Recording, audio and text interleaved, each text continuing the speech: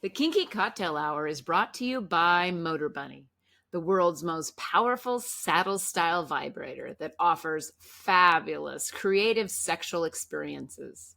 We use it and it rotates, it vibrates, and it delivers mind-blowing orgasms. Enjoy Motorbunny as your favorite sex toy. When you order the Motorbunny, multiple attachments are included along with the Link controller, which allows wireless control from anywhere. Motorbunny is the world's most powerful saddle-style vibrator on Earth. Use the link in the show notes and spice up your sex life with a Motorbunny. You're listening to Kinky Cocktail Hour, a conversation between adults about sex-forward relationships, kinky lifestyles, and frank communication. If you're under 18, please stop listening and visit scarletteen.com. Hi, this is Lady Petra. I'm SafferMaster. And this is Kinky Cocktail Hour. Cheers. Cheers! Okay, so what are we drinking today? Well, one of our listeners, Plato 311, sent me a drink recipe called Orange Blossom. And so it's equal parts of sweet vermouth, but you can really use anything, a fortified wine. So I used port and orange juice, but we used POG because we like the POG better than orange juice, and gin. And it's going to be super strong. I just know it right now. It's a pretty fruity drink, actually. Yeah, fruity and strong. Yeah. Well, the port wine actually plays in the POG pretty well, I think.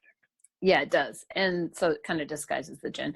And he didn't give me any history on this. However, when I look up Orange Blossom, it's a craft cocktail that's pretty recent. So Gotcha. nothing to note on that. But I appreciate Plato 311 for providing us that cocktail. Yeah, it's kind of nice to have yet another way to drink gin. Exactly. Okay, well, today we have guests on our podcast. We have Maya and Fox from Bangkok, who are the rope podcast folk. And we've been interested in rope. We play with rope a little bit, you and I. Yep. And this is an opportunity for us to learn more about their experience as riggers and rope bunnies, and, have some conversations around what people who are interested in rope might consider. And also, of course, just to introduce them to their podcast. So first of all, welcome Maya and Fox. Hello, everyone. Hi, nice to meet you guys. You too. So why don't you start off by just telling us very briefly how you guys met and, how you came to discover rope and rigging. Oh, we've got a story about that. We met about 4 years ago, is that right, Yeah, for about 4 years. at a slave auction. And basically Maya bought me for 200 baht, which would be about $5. So not a very large amount of money. Oh my goodness. And I feel she got good value for that money over the past Totally 4 good years. value. So I just want to say, later in the evening, he also bought me for quite a lot more money. Show off. Nice. So yeah, he was up as a rope top. Yeah. And I was very excited to do rope, so I bought him. And then I was up with my friend, my female friend, and he bought us as a package. And we had two very nice scenes, and that's kind of continued from there. Gotcha. Oh, wow. That's great.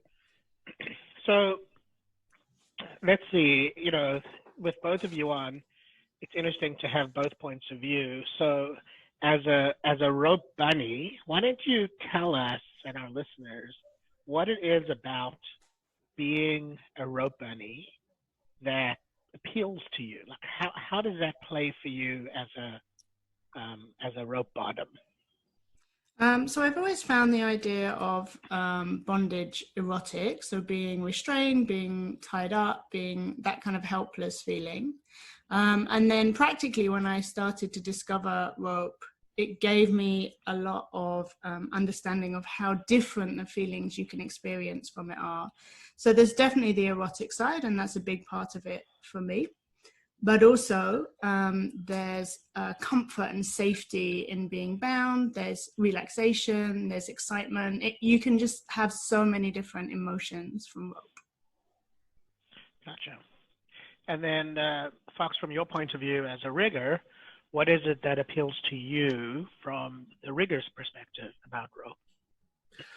That has actually blossomed quite a lot over the years. I came into rope from a sexual and erotic and sensual angle very much, but I do a lot of rope. I do rope a minimum of 5 times a week, and I think if I did the same thing every day, it could get a bit dull. But there's so much you can do with rope that it's sort of different every day. And on a Monday, it might be being interested in trying a new technical skill, and on a Tuesday, it might be doing goofy rope with a friend for a laugh, and then on the Wednesday, it can be a hot sex scene. So I try to embrace all those possibilities and all that variety that rope can bring. Gotcha. Very interesting. As a couple, we play with rope. We're very inexperienced.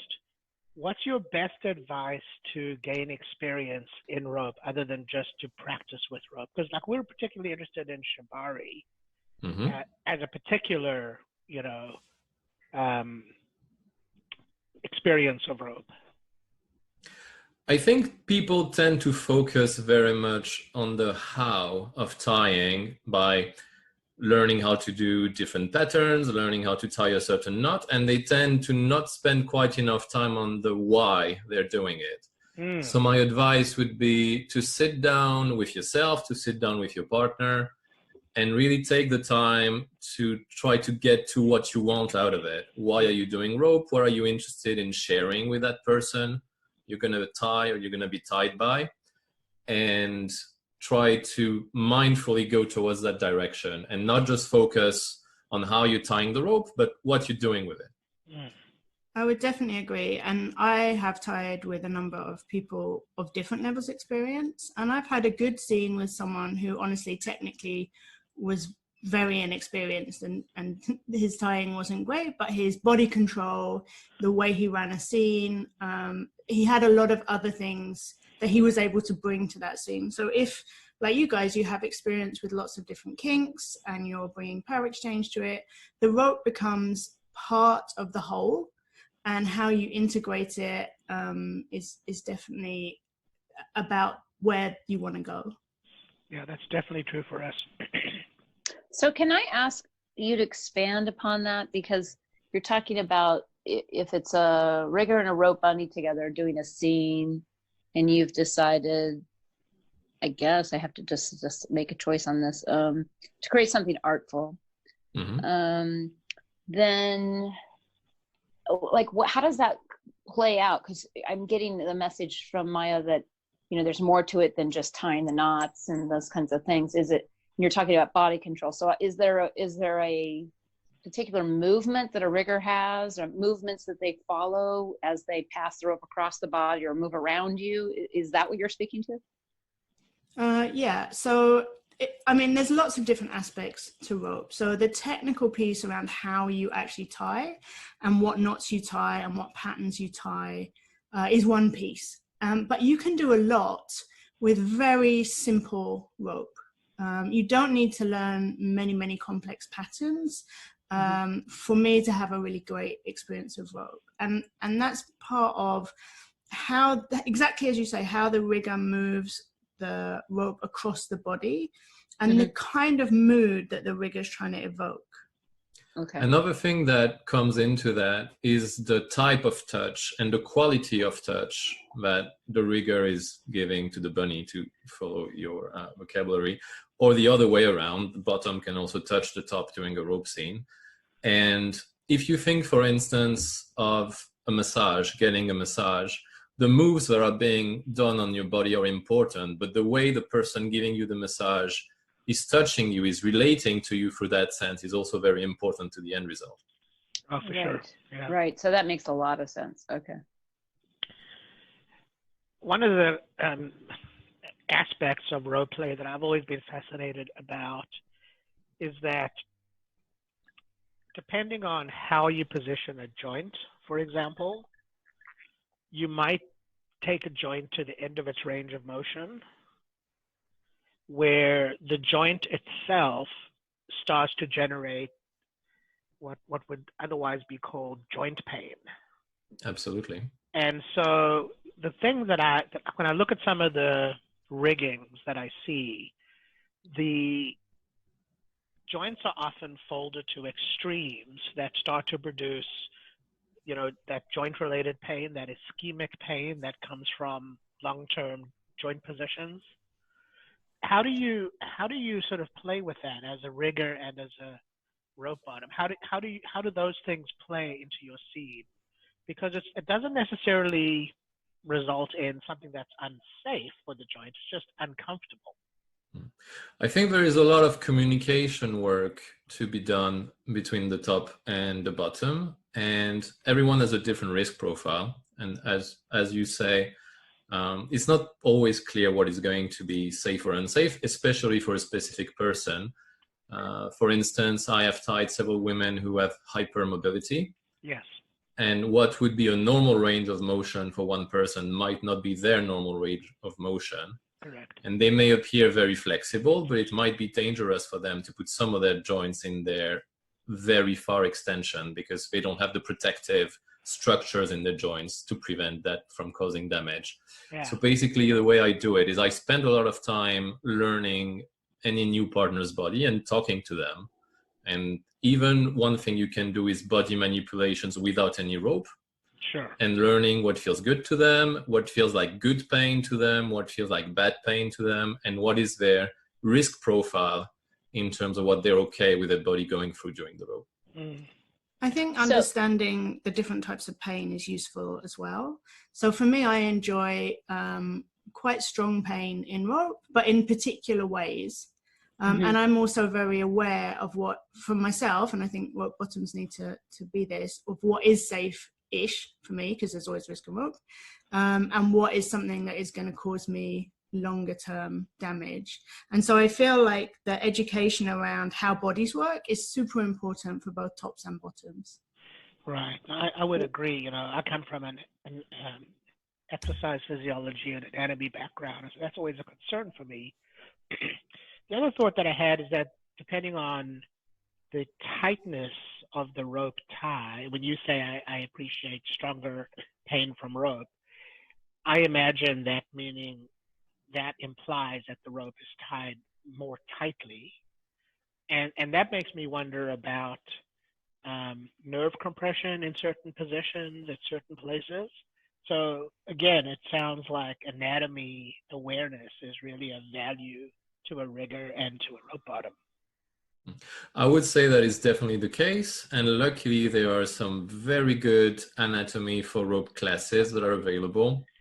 Especially right now, the silver lining of this bad COVID situation is that a lot of things have moved online, so a wider range of people have access to those classes.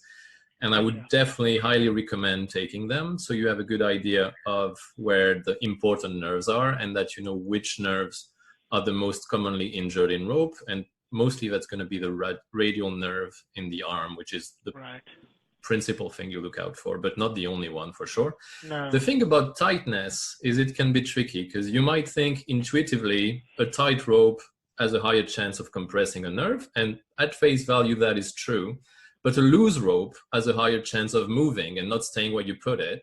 Yeah. And so if you've put your rope in a safe place to begin with, but it was too loose and it slid, then it can be in a bad place. Absolutely. That makes sense. Well, and it sounds like to me that when people are playing with rope, that there's a lot of communication going on, especially if you're new to one another.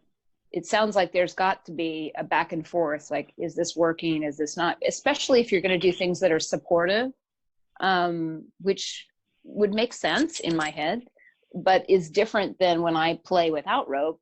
There may not, if I fall into subspace, I may not be speaking a lot. So I'm sure people who are into rope fall into subspace. So how, when you're working with someone new, how do you work through that so that you're not missing something?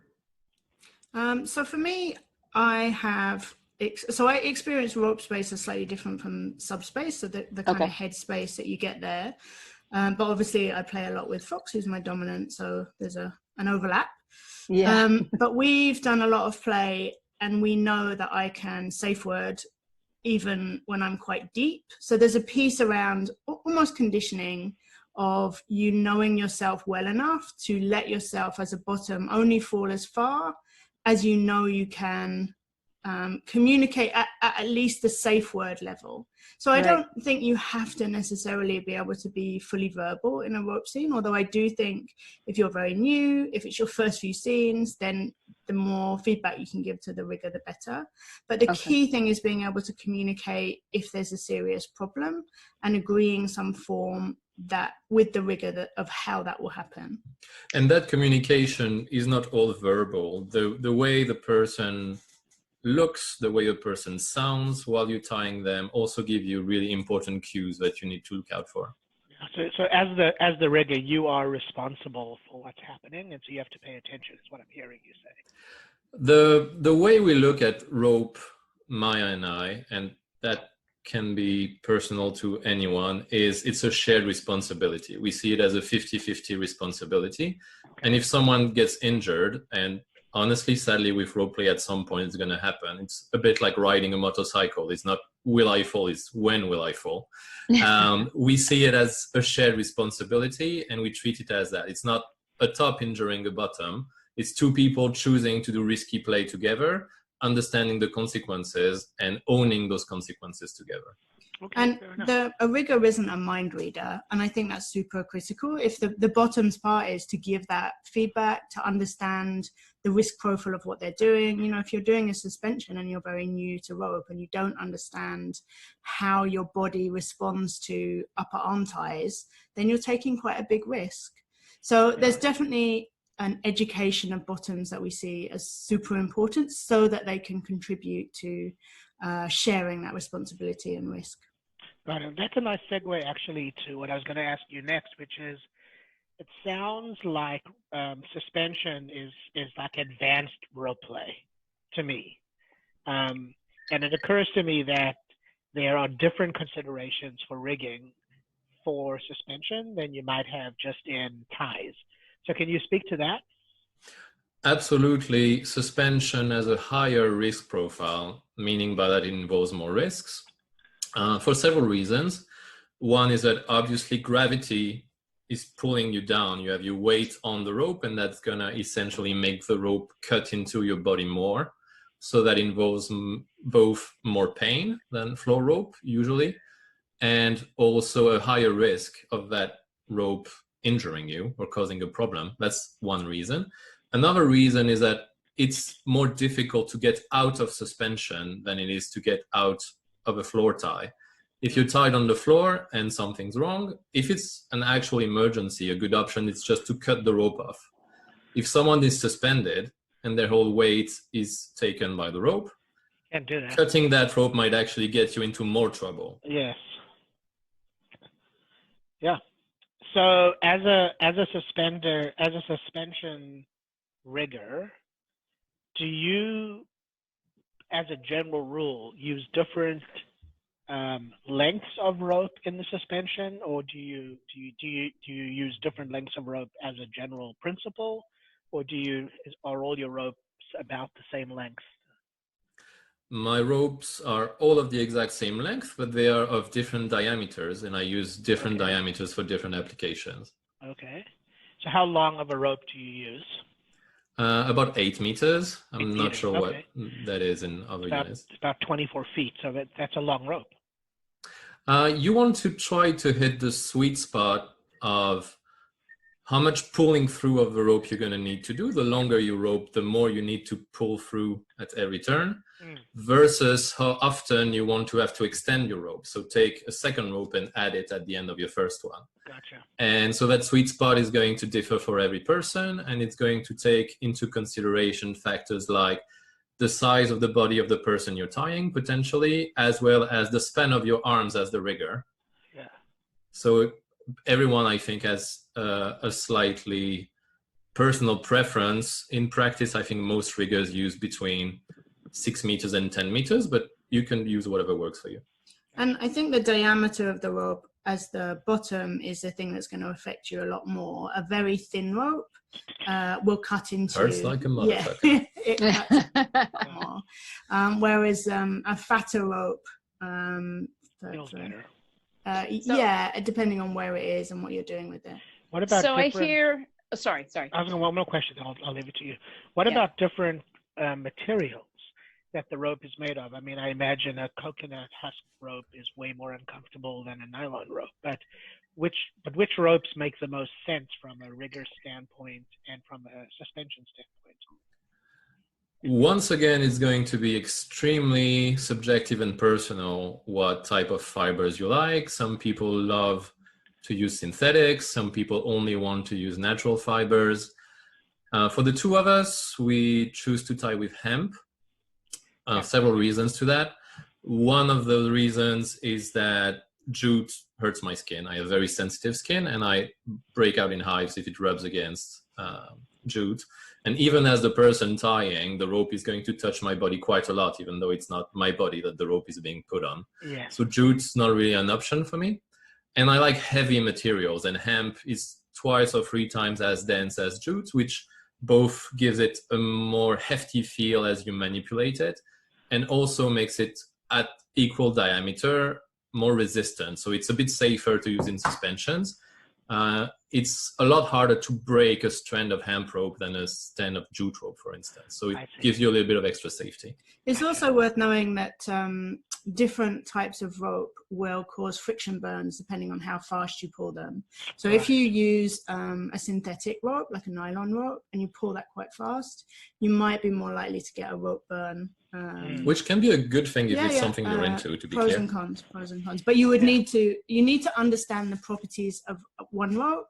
And if you switch the types of rope that you use, and we know people who use hemp as their uplines because they're safer, and jute as their tying the body. Yeah. So, the upline being the rope you use between the person you're tying and the thing you're tying to.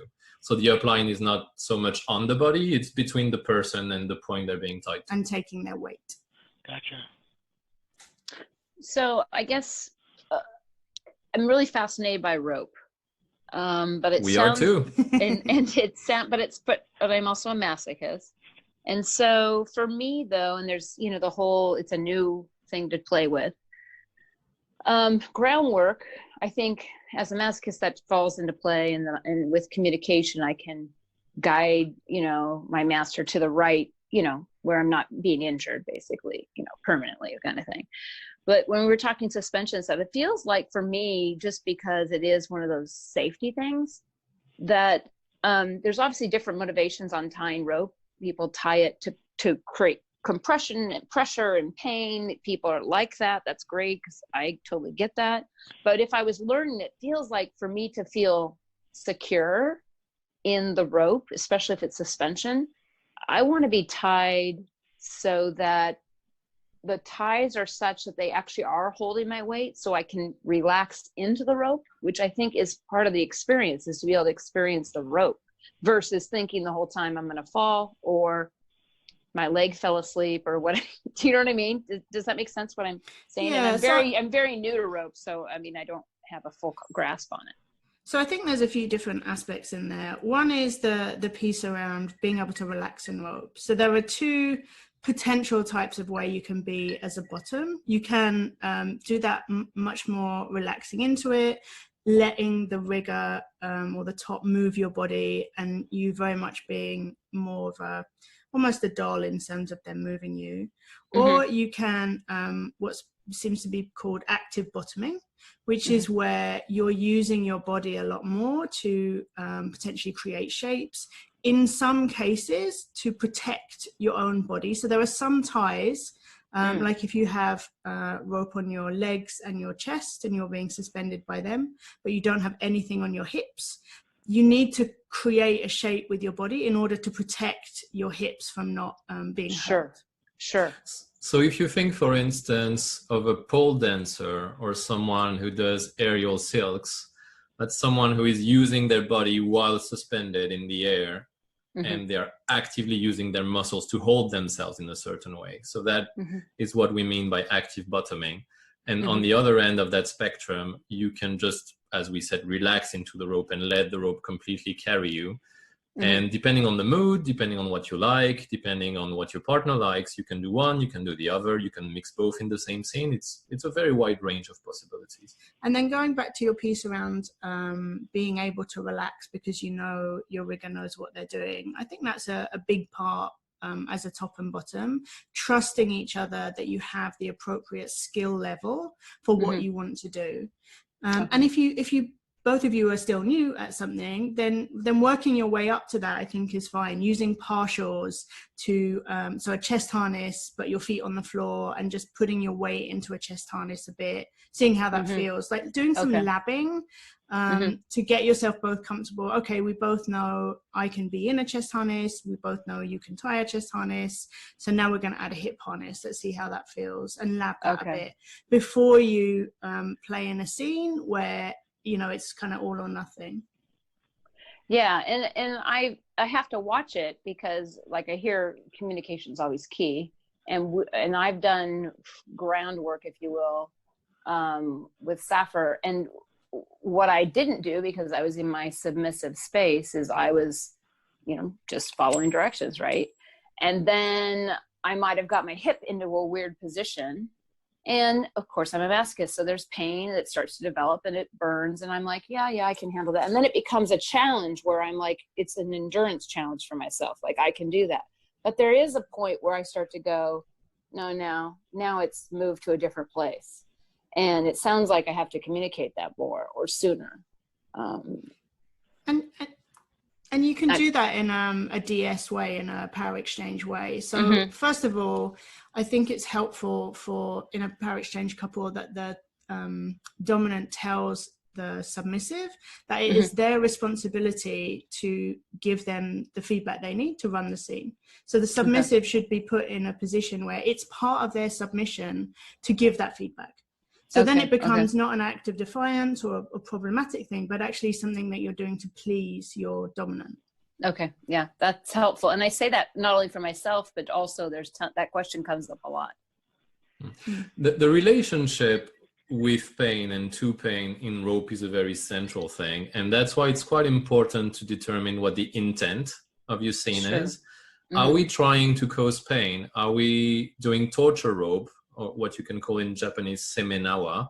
Or are we aiming for the person being tied to be comfortable? And depending on that intent, depending on that aim, what needs to be communicated might differ. Like, if we agreed, I'm going to torture you with rope, if you say, I'm in pain, I'm going to say, yeah, that's the point. Whereas if we said, oh, we're going to try this new chest harness to see what it feels like, and I want you to be comfortable. If you tell me, oh, that pinches in my ribs, then okay, that's something I'm going to act upon because I'm not trying to make you hurt. Perfect. I have a question about, you mentioned, Maya, that the rope space you experience is different than subspace. But I'm imagining that even after rope space, there's still a aftercare protocol that you might employ. Is that correct? Yeah, very much so. And for us, it's something we would negotiate with whoever we're tying with as part of the negotiation of the whole scene. With Fox, we obviously have a long-term relationship, and so it tends to be more cuddles, and we have ways that we deal with each other after rope, which involve a lot of touch. That's big for us. Fisting is a favorite as well. I'm not even joking. Sometimes there's some sexual play as our aftercare, for sure. And we play at certain times of the day, so we often eat after we play. There's ways that we deal with our aftercare.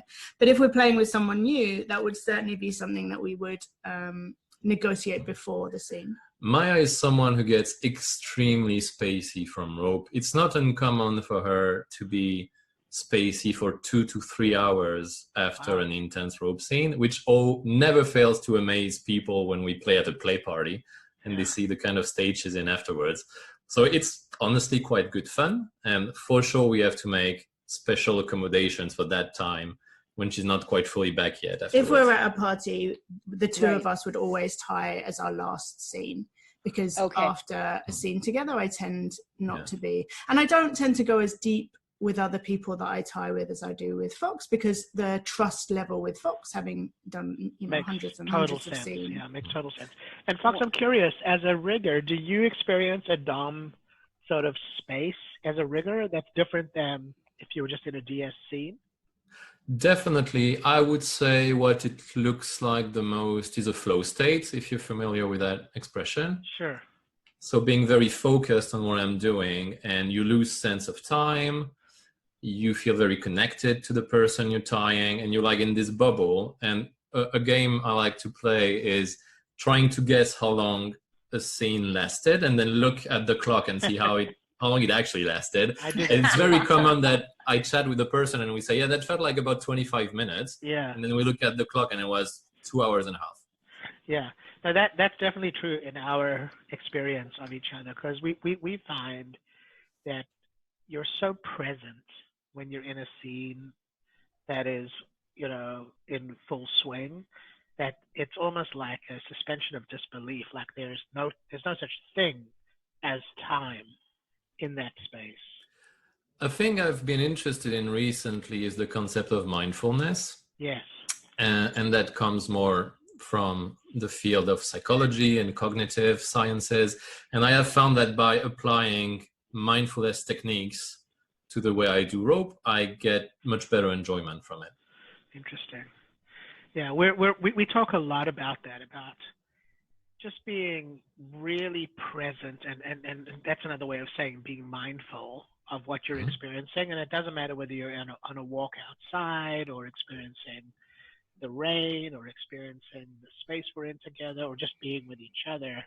It sounds like, from what both of you are speaking into, there's like a trust level and an ability to be present in a way that lets you really suspend your disbelief and just experience the scene like in a very beautiful flow. It sounds like something that's very familiar to us in a slightly different way.